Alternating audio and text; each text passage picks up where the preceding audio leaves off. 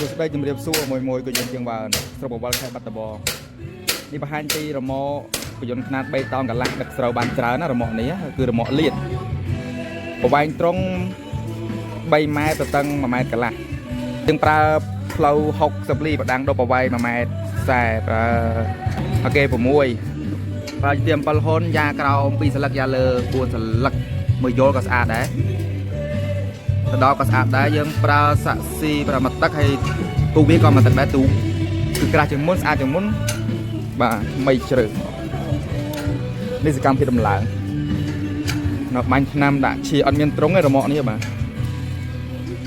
គឺរមាក់លៀត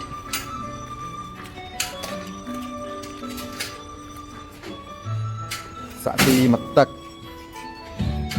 សាក់ស៊ីមកទឹកផ្នែកខាងក្រោមគឺស្អាតមាំមើលតែផ្នែកក្រោមដឹងហើយបាទអានេះមកទឹកដែរ